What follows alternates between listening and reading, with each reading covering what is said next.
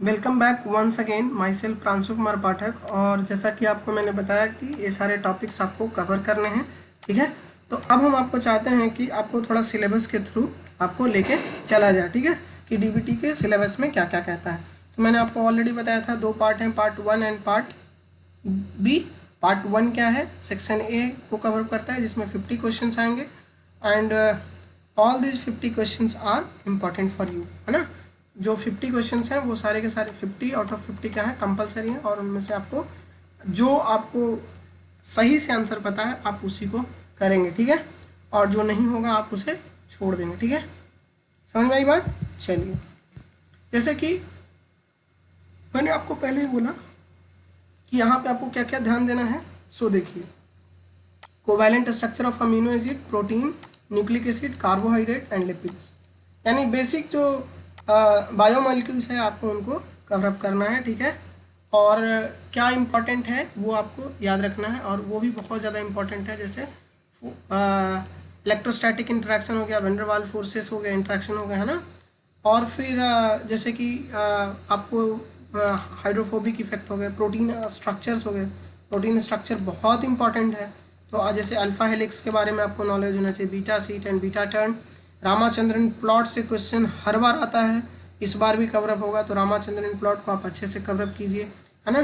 Protein domain and architecture, इस ये भी बहुत इंपॉर्टेंट है ना, क्वाटरनरी स्ट्रक्चर ऑफ प्रोटीन, तो ए भी बहुत इंपॉर्टेंट है। न्यूक्लिक एसिड में आपको A B Z D N A, है ना, T R N A and ribosome and riboswitches. Riboswitches बहुत इंपॉर्टेंट होता है, इनके बारे में आप थोड़ा पढ़िए। Basic thermodynamics again very important for you, है ना। थर्मोडाइनमिक्स का कॉन्सेप्ट क्या है, नहीं है। डेल्टा जी क्या होता है, डेल्टा एच क्या होता है, डेल्टा एस क्या होता है ना, ये सब के बारे में आप अच्छे से पढ़िए। थर्मोडाइनमिक्स का जो बेसिक लॉ है, first second and third law, वो बहुत आपको इंपॉर्टेंट करेंगे, ठीक है।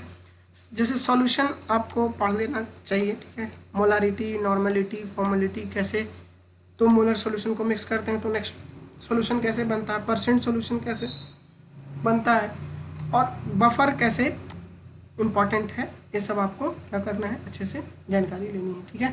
आगे बढ़े, चलिए। तो आपको क्या करना है, थोड़ा सा केमिकल काइनेटिक्स के बारे में नॉलेज रखना है ना। जब केमिकल काइनेटिक्स के बारे में, order of reaction and molecularity of reaction के बारे में आपको पता होना चाहिए। ऑर्डर ऑफ रिएक्शन कैसे होता है, डिफाइन होता है, और कैसे मॉलिक्युलरिटी डिफाइन होता है, ठीक है। First and second order of reaction अगर आप कर सकें तो, लेकिन हाँ, ये केमिस्ट्री पोर्सन है, अगर आप चाहें तो छोड़ भी सकते हैं, चाहे तो आप इसको ले भी सकते हैं। अगर आपका केमिस्ट्री ठीक है तो आप इसको कीजिए, और नहीं ठीक है तो आप इसे छोड़िए। लेकिन हाँ, एंजाइमोलॉजी तो आपको कवर करना ही पड़ेगा, चाहे आप जैसे कीजिए, ठीक है, because this is very important for your syllabus, ठीक है। आगे बढ़ें, चलिए। अब हम देखें मेथड इन बायोटेक्नोलॉजी, कौन कौन सा मेथड है जो बहुत इंपॉर्टेंट है बायोटेक्नोलॉजी के लिए, जो आपको कवरअप करना है, जिसमें कई चीज़ें तो हमने ऑलरेडी कवरअप कर दी होगी, ठीक है। सबसे पहले तो बायोस्टैटिस्टिक्स है। बायोस्टैटिस्टिक्स में रियली आप अगर जानते हैं तो ठीक है, अगर नहीं जानते हैं तो आप इसको छोड़ दें, ठीक है। जैसे बाइनोमियल डिस्ट्रीब्यूशन हो गया, पॉइजन डिस्ट्रीब्यूशन हो गया, गॉसियन डिस्ट्रीब्यूशन को हम नॉर्मल डिस्ट्रीब्यूशन में कहते हैं, ठीक है। हाइपोथेसिस टेस्टिंग होता है ना, दो तरह के टेस्टिंग होता है हाइपोथेसिस, या तो अल्टरनेटिव हाइपोथेसिस होगा या तो नल हाइपोथेसिस हो, दो तरह के नल हाइपोथेसिस टेस्टिंग होते हैं। तो टी टेस्ट हो गया, जेड टेस्ट होता है, काई स्क्वायर टेस्ट होता है। तो ये सारी चीज़ें बेसिक बायोस्टैट्स हैं, अभी मैंने आपको बताया नहीं है तो इस पर आपको ज़्यादा ध्यान नहीं देना है। कोरिलेशन है और रिग्रेशन है, ये सारी चीज़ें बहुत इंपॉर्टेंट होती है बायोस्टैटिस्टिक्स पॉइंट ऑफ व्यू से। और इसमें तो छोड़ दो, आईसीएमआर में भैया इससे क्वेश्चन तो आना ही है। अब आईसीएमआर में इससे क्वेश्चन बहुत आते हैं, बहुत, 3-4 क्वेश्चन पक्का आपको बायोस्टैट से मिलेगा, डैम से, ठीक है। तो आप इसको अच्छे से पढ़िएगा, और अगर मुझे मेरे पास टाइम मिला तो I will prepare some videos on biostats, okay, don't worry. अब है बायोकेमिकल मेथड्स, जैसे क्रोमेटोग्राफी हो गया, ion exchange chromatography, gel filtration, affinity chromatography, electrophoresis. और आपको पता ही है, मैंने ये सारे कवरअप कर रखा हूँ मैं, 2D पेज हो गया, है ना, its application, gel filtration chromatography, affinity chromatography. तो ये सब चीज़ें ऑलरेडी हमारे यूट्यूब पे अवेलेबल है। यूवी विजुअल स्पेक्ट्रोस्कोपी, लैम्बर्ट्स वियर्ट्स लॉ हम ऑलरेडी कवरअप कर चुके हैं। और इसके न्यूमेरिकल्स पे ध्यान दीजिए, न्यूमेरिकल्स में भी आपको लैम्बर्ट वियर्ट्स लॉ पे देखने को मिल सकता है इस बार, ठीक है। जैसे स्पेक्ट्रोस्कोपी है फ्लोरेसेंस का, ठीक है, जैसे आप इसको भी अच्छे से देखिए। फ्रेट टेक्निक क्या होता है इसके बारे में पढ़ लीजिए, है ना। CD जिसे हम कहते हैं सर्कुलर डायक्रिज्म, है ना, इंफ्रारेड एंड रमन स्पेक्ट्रोस्कोपी, है ना, ये सब चीज़ों को अच्छे से आपको देखना है। सेंट्रीफ्यूगेशन आपको अच्छे से पढ़ना है। RPM और G में क्या अंतर होता है, एक ग्रेविटी होता है, एक RPM होता है, दो होता है, तो दोनों में अंतर क्या है, ठीक है, बेसिक डिफरेंस क्या है, ये आपको देखने की कोशिश करना है। माइक्रोस्कोपी में आपको कोशिश करना है कि सारे जो माइक्रोस्कोप हैं आप उस पर ध्यान दें, ठीक है। अब है fundamental of x ray, NMR and cryo electron microscope for 3D structure determination. जब प्रोटीन का 3D स्ट्रक्चर आप डिटरमाइन करते हैं तो एक्सरे क्रिस्टलोग्राफी यूज होता है, NMR भी होता है, आजकल क्रायो इलेक्ट्रॉन माइक्रोस्कोप भी है जो कि बायोमोलिक्यूल के स्ट्रक्चर को क्या करता है, डेसिफर कर रहा है। तो ये बहुत ही हमारे लिए क्या है, इम्पॉर्टेंट टॉपिक है, ठीक है। अब हम मेन बात कर लेते हैं सेल बायोलॉजी में, ठीक है। सेल बायोलॉजी में हमको क्या ध्यान देना है, तो मॉडल जितने भी मेम्ब्रेन के हैं, सेल मेम्ब्रेन के जो हैं उसके बारे में आप पढ़िए। लिपिड बाइलेयर कैसे हैं, प्रोटीन कैसे हैं, यानी कि आप फ्लूइड मोजाइक मॉडल आप देख लें प्लाज्मा मेम्ब्रेन का, ठीक है। और प्लाज्मा मेम्ब्रेन के जो कैरेक्टरिस्टिक्स है, अगर आपको इसके बारे में बहुत अच्छे से पढ़ना है तो जिर्नाल्ड कार्प से कोई बढ़िया बुक नहीं हो सकता है, ठीक है। जिर्नाल्ड कार्प में हर छोटी छोटी चीज़ों को बहुत अच्छे से डिस्कस की गई है, तो इसीलिए आपको अगर एक टॉपिक समझना है तो फॉलो जिर्नाल्ड कार्प, ठीक है। जैसे गोल्गी बॉडीज हो गए, एंडोप्लाज्मिक रेटिकुलम हो गए, लाइसोसोम हो गए, ठीक है। ये तो भैया क्या है, इंडो मेम्ब्रेन सिस्टम का ही पार्ट है, तो इंडो मेम्ब्रेन सिस्टम पढ़ लीजिए, ठीक है। क्लोरोप्लास्ट पढ़ लीजिए, पेरियोक्सिसोम पढ़ लीजिए, न्यूक्लियस पढ़ लीजिए, माइटोकॉन्ड्रिया पढ़िए। मतलब कि इसमें तो कहीं कोई आप मतलब कोई है ही नहीं, आपको कवरअप करना ही पड़ेगा चाहे आप जैसे करें, ठीक है। जीन एंड क्रोमोजोम हमने इसको अच्छे से डिस्कस कर रखा है। Operon, DNA replication, repetitive DNA को जंक DNA भी कहते हैं, ठीक है, क्योंकि उनका उपयोग अभी तक बहुत अच्छे से नहीं देखा गया है। इंटरप्टेड जीन मैटिंग, और इंटरप्टेड जीन को इंटरप्ट कैसे कर सकते हैं, ये सब के टेक्निक्स आपको पता होना चाहिए, है ना। जीन फैमिली जैसे ग्लोबुलिन की फैमिली है ना।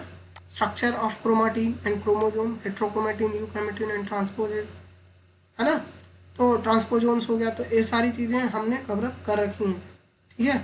अब है cell division and cell cycle, ये तो बहुत इंपॉर्टेंट है, और जबकि मैंने कवरअप नहीं किया है फिर भी आप इसको पढ़ने का कोशिश कीजिए कहीं से, विकिपीडिया से या स्टैंडर्ड बुक। तो अब आपके पास पढ़ने का टाइम है नहीं राइट नाउ, तो आप क्या करें, विकिपीडिया फॉलो करें और कोशिश करें कि जो इम्पॉर्टेंट रेगुलेशन पार्ट है वो आप देखने की कोशिश करें। जैसे एपोप्टोसिस हो गया, एपोप्टोसिस दो तरह का होता है, एक एक्सट्रिंसिक पाथवे और इंट्रिंसिक पाथवे, दोनों बहुत इंपॉर्टेंट है।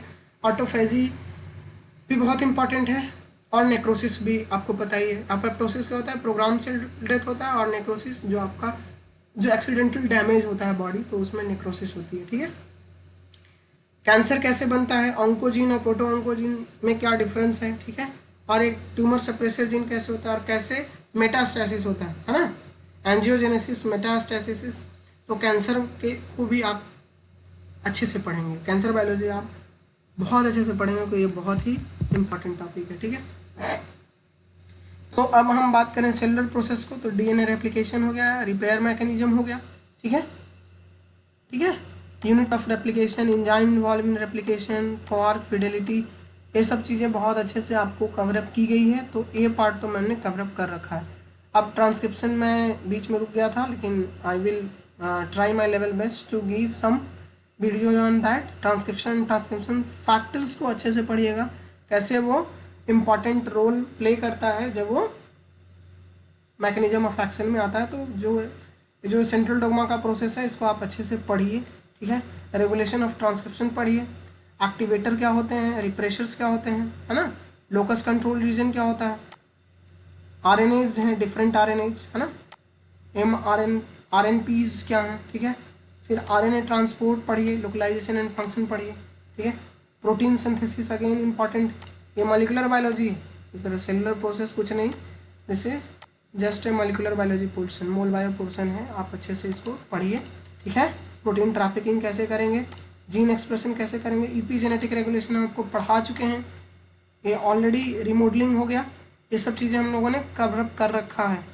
देखिए एक्सप्रेशन इन वायरस, ये लैम्डा फाज वायरस का एक्सप्रेशन हमने आपको बता रखा है, ठीक है। तो बहुत सारी चीज़ें हमने ऑलरेडी कवर अप कर रखी हैं, आपको अच्छे से उन चीज़ों को बाहर से दोबारा क्या करना है, आपको रिकैप करना है, ठीक है। होस्ट पैथोजन इंटरेक्शन, है ना, होस्ट पैथोजन इंटरेक्शन बहुत इंपॉर्टेंट है ना। Recognition of and entry process, different pathogen कैसे वो करते हैं, मैंने बोला ना कि पैथोजेनेसिस के बारे में आप पढ़िए। सेल सिग्नलिंग जैसे हार्मोन है ना, सारे कैसे इंटरेक्ट करता है। जी प्रोटीन कपल रिसेप्टर के बारे में पढ़िए, है ना। सेकेंडरी मैसेंजर कौन कौन से होते हैं और कैसे रेगुलेट करते हैं सेल सिग्नलिंग को, इसके बारे में पढ़िए। टू कंपोनेंट सिस्टम जो होता है बैक्टीरिया में वो पढ़िए। क्वेरेंस सेंसिंग पढ़िए, जो कि मैंने ऑलरेडी आपको डिस्कस कर रखा है, ठीक है। अब सेलुलर कम्युनिकेशन है तो आपको पढ़ना ही पड़ेगा, ठीक है। तो आपको एडिशन मॉलिक्यूल पढ़ना पड़ेगा, टाइट जंक्शन, है ना, जितने भी एक्स्ट्रा सेलुलर मैट्रिक्स हो गया, इंटीग्रिन्स हो गया, न्यूरो ट्रांसमिशन हो गया और न्यूरो ट्रांसमीटर्स। तो भाई आप अच्छे से पढ़ लो, न्यूरो ट्रांसमीटर से एक क्वेश्चन पक्का है इस बार आपको देखने को मिलेगा, मेरे हिसाब से आपको मिल सकता है, ठीक है। तो अब है हेमेटोपोएसिस, कैसे मतलब कि ब्लड सेल्स बनते हैं और कैसे डिफ्रेंशिएट करते हैं ड्यूरिंग द डेवलपमेंटल फेज, ये भी आपको पढ़ना है, ठीक है। इनेट एंड एडेप्टिव इम्यून सिस्टम, ये तो बहुत अच्छे से पढ़ लो भैया। इम्यूनोलॉजी मैंने आपको पहले ही बताया है कि डीबीटी के लिए बहुत इंपॉर्टेंट है, ठीक है। Cell and molecule involve in innate adaptive response, है ना, एंटीजेनिसिटी एंड इम्यूनोजेनिसिटी, और खास करके एंटीजन प्रेजेंटिंग सेल्स के बारे में पढ़ लीजिए, ठीक है। मतलब इसको यहाँ पे वीडियो रोकिए और अच्छे से इसको बारे में पढ़िए और ये आपको बहुत ही हेल्प करेगा, ठीक है। जैसे अब है सेलुलर प्रोसेस, सारी चीज़ें हो गई। अब हम रिकॉम्बिनेंट डीएनए टेक्नोलॉजी पे बात करते हैं। रिकॉम्बिनेंट डीएनए टेक्नोलॉजी में रिस्ट्रिक्शन एंजाइम जितने भी हैं आपको अच्छे से पता होना चाहिए कि कैसे कौन सा कैसे एक्शन करते हैं, ठीक है। कुछ स्ट्रिकिंग प्रोवाइड करते हैं और इसी से आपका एक और टॉपिक डिस्कस हो जाएगा, वो क्या होगा, रिस्ट्रिक्शन डाइजेशन। सो डाइजेशन से क्वेश्चन तो आएगा ही आएगा, ठीक है। फिर isolation and purification of DNA, चाहे वो प्लाज्मिड डीएनए हो या जीनोमिक डीएनए हो, आरएनए आइसोलेशन हो, various method for separation and characterisation of nucleic acid including southern blot, northern blot and hybridisation, अच्छे से पढ़िए। Molecular cloning of DNA and RNA fragment in bacterial and eukaryotic system हम लोग करते हैं, है ना। Expression of recombinant protein using bacteria और animal and plant vector and their purification and western blot, बहुत सारे ऐसे हैं जिसको हम एनिमल में, कई प्रोटीन एनिमल में प्रोड्यूस कराते हैं एनिमल वेक्टर को लेकर के, है ना। तो हम इसको ऐसा कर सकते हैं और वेस्टर्न ब्लॉट तो बहुत ही इंपॉर्टेंट है, ठीक है। तो ये सारी चीज़ें जो भी मैं टेक्निक्स कह रहा हूँ उसको आप कवर करने की कोशिश कीजिए, ठीक है। Generation of genomic and cDNA library, cDNA library कैसे बनता है, जीनोमिक डीएनए कैसे डिफ्रेंशिएट करेंगे, प्लाज्मिड क्या होता है, फेजमिड क्या होता है, बैग क्या होता है, एग याक क्या होता है, ये सारे वेक्टर को आप पढ़िए, ठीक है। In vitro mutagenesis and deletion techniques, deletion techniques हम क्या करते हैं, साइड डायरेक्टेड म्यूटाजेनेसिस करके हम किसी बेस को डिलीट कर देते हैं या इंसर्ट कर देते हैं कुछ, ठीक है। तो डिलीशन टेक्निक बहुत ही इंपॉर्टेंट है। जीन नॉकआउट बहुत ही इंपॉर्टेंट टॉपिक है, जीन नॉकआउट, ठीक है। Out of sorry bacteria and eukaryotic organism, तो आपको क्या करना है, जीन नॉकआउट अच्छे से पढ़ना है और इसको कैसे यूज करते हैं। क्रिस्पर बहुत ज़्यादा यूज हो रहा है आजकल जीन नॉकआउटिंग के लिए, ठीक है। जैसे अब आपको जैसे है रियल टाइम है, पीसीआर है, सीक्वेंसिंग है ना, ये सब आप अच्छे से पढ़िए। डीएनए सीक्वेंसिंग मेथड, है ना, जीनोम सीक्वेंसिंग के स्ट्रैटेजीज क्या हैं, ये सब आप पढ़िए, ठीक है। तो कहने का मतलब मेन फोकस क्या करना है आपको मॉलिक्यूलर मार्कर पढ़ना है। बायोसेफ्टी रेगुलेशन और जो आईपीआर है वो भी आप देखने का कोशिश करें, ठीक है। मेंडेलियन इनहेरिटेंस है, कोडोमिनेंस है, इनकम्प्लीट डोमिनेंस है, सेक्स लिंक इनहेरिटेंस है, पॉपुलेशन जेनेटिक्स है, ये सारी चीज़ें आप कवर अप करने का कोशिश कीजिए। मैटरनल इनहेरिटेंस है ना, जीन कॉन्सेप्ट मैंने ऑलरेडी ये कवर अप कर रखा है, स्यूडो एलील क्या कहते हैं, ठीक है। लिंकेज मैप हो गया, ये सब चीज़ें हैं। टेट्राड एनालिसिस है, जीन ट्रांसफ़र है, कुछ चीज़ें तो मैं आपको करके दे दूंगा। म्यूटेशन है, म्यूटेशन बहुत इंपॉर्टेंट टॉपिक है, इसको पढ़ने का कोशिश कीजिए। अच्छे बुक को फॉलो कीजिए, वॉटसन से पढ़िए, वॉटसन से कोई अच्छा बुक नहीं हो सकता है, मॉलिक्यूलर बायोलॉजी के लिए, ठीक है। और आपको म्यूटेशन पढ़ना है तो लेलिंजर में भी बहुत अच्छे से है, और ग्रिसम को भी आप एज ए रेफरेंस बुक मान के पढ़ सकते हैं, ठीक है। DNA fingerprinting and its application, ठीक है, अच्छे से पढ़िएगा। तो स्पेसीज का कॉन्सेप्ट है आर्किया, बैक्टीरिया एंड यूकैरिया, ये पढ़ लीजिएगा। फाइलोजेनेटिक एनालिसिस हो गया, इवोल्यूशनरी रिलेशनशिप कैसे हम बनाते हैं, फाइलोजेनेटिक ट्री, ये भी बहुत इंपॉर्टेंट है। अब है जीनोमिक्स एंड प्रोटियोमिक्स, तो फिर वही है, इसको अच्छे से रोकिए, और जो इम्पोर्टेंट लगे जैसे RFLP हो गया, मार्कर हो गया, डीएनए फिंगरप्रिंटिंग हो गया, है ना। तो फिश क्या होता है, फ्लोरेसेंस इन सिटू हाइब्रिडाइजेशन टेक्निक, ये पूछा हुआ है। 16S राइबोसोम को हम कैसे इम्पॉर्टेंट है और क्या क्यों इम्पॉर्टेंट है, इसके बारे में पढ़िए। डीएनए माइक्रोएरे हो गया, प्रोटियोमिक्स में मैंने बहुत सारी चीज़ें तो ऑलरेडी कवर अप कर दी है, ठीक है। जो कि मास स्पेक्ट्रोस्कोपी के बारे में अच्छे से डिस्कस कर रखा है हमने, ठीक है।